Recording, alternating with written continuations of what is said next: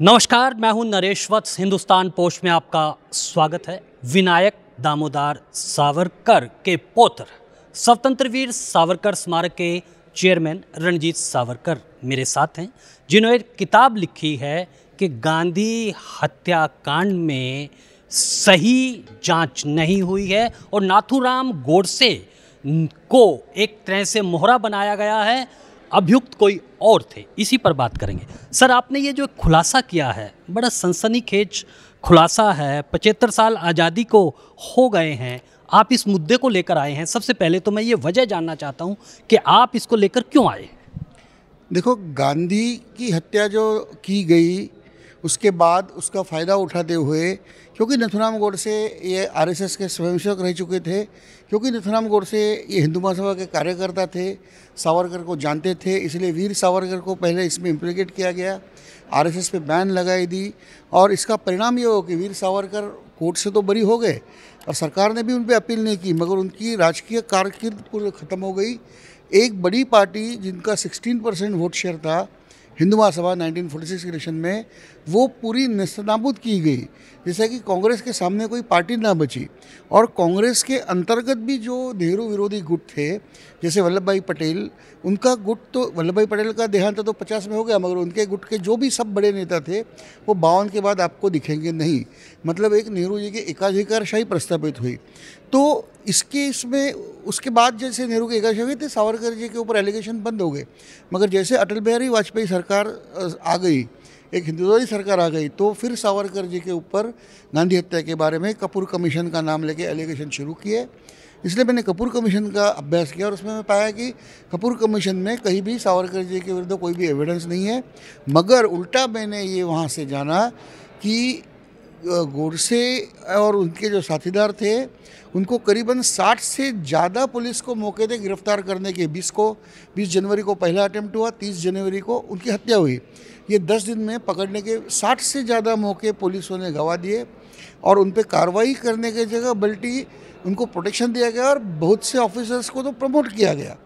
तो इसलिए मुझे लगा कि इस पर अभी संशोधन करना चाहिए। तो मैंने कपूर कमीशन के साथ साथ कुछ कांग्रेस के लीडर्स की बायोग्राफी और गांधी मर्डर ट्रायल केस, जो केस ट्रायल था, उसके पूरे जो साक्ष्य पुरावे वो जब चेक किए तो मुझे पता चला कि गांधी को जो गोलियां मारी गई थी वो नाथूराम गोडसे के पिस्तौल से हो ही नहीं सकती। गांधी के हत्यारों को बचाया गया है, किसने बचाया है? क्योंकि आपकी जो पुस्तक है उसमें आपने फोरेंसिक रिपोर्ट का हवाला दिया है। किस एंगल से, अगर हम तकनीकी भाषा में दें, क्योंकि आपने एक तो नया दृष्टि डाली है कि जो गोली चली है गांधी के शरीर पर जो लगी, जिनसे उनकी मृत्यु हुई है, उस पर थोड़ा बताइए। देखिए, इसके पहले जब मैं कहता हूँ कि नाथूराम गोडसे की गोली नहीं थी, उसका कारण ये था कि नाथूराम गोडसे की पिस्तौल थी 9 mm की और गांधी के शरीर पे जो निशान थे, एंट्री वुंड्स थे, वो 4.23 mm के थे और जो एग्जिट वुंड थे 6.5 के थे। तो ये इतने छोटे थे, वो बुलेट से कहीं मैच नहीं खाते हैं। और जैसे मैंने इसको फॉरेंसिक एक्सपर्ट के साथ ये डिस्कस किया तो उन्होंने बताया, उन्होंने जो एक स्केच बना दी है उसके ऊपर से दिखता है कि गोली ऊपर के एंगल से है, ना कि सीधे एंगल में। तो ऊपर के एंगल से एक गोली ऐसे आ रही है, एक गोली ऐसे आ रही है, तो मतलब वो ऊपर के एंगल से चलाई गई थी और 2 अलग अलग एंगल से चलाई गई। इसका मतलब कम से कम 2, क्योंकि तीसरी गोली तो अंदर रह गई थी, वो भी बाहर नहीं निकाली। अगर बाहर निकालते तो नाथूराम गोडसे के पिस्तौल से मैच करते थे वो, मगर वो नहीं निकाली।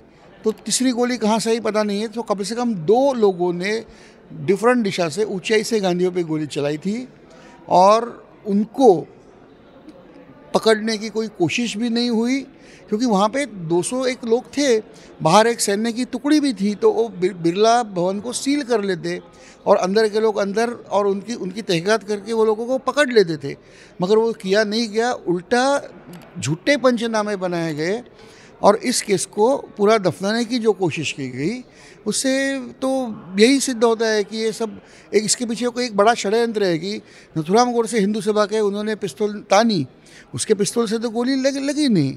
अगर वो गोली चूक जाती तो उनको एक अटेम्प्ट ऑफ मर्डर के ऊपर सज़ा हो सकती थी, मगर उसका फ़ायदा उठा के उनके ऊपर ये आरोप थोपा गया, उनकी गोलियां ना होने के बाद भी।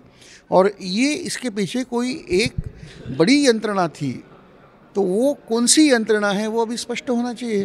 बस एक आखिरी सवाल संक्षेप में, हे राम का पाप हट गया है, नया राम राज्य की जो बात आज हो रही है उसमें क्या नई सोच, नए अभियुक्त पकड़े जाएंगे? देखिए, ये नेहरू गवर्नमेंट ही, ये पूरी पर्टिकुलर नेहरू ये एंटी हिंदू थे। उन्होंने हिंदुओं के भावनाओं का हर बार अपमान किया, मगर राम नाम की महती इतनी है कि उन्होंने राम नाम का उपयोग करते हुए अपने पाप पर पर्दा डालने की कोशिश की। उन्होंने ये नैरेटिव बनाया कि गोली लगने के तुरंत पश्चात गांधी हे राम कहा और उनकी मौत हो गई। बाकी ये फैक्ट ऐसा है कि गांधी 28 मिनट तक उसके बाद जिंदा थे, उन्हें हॉस्पिटल तक नहीं लेके गए।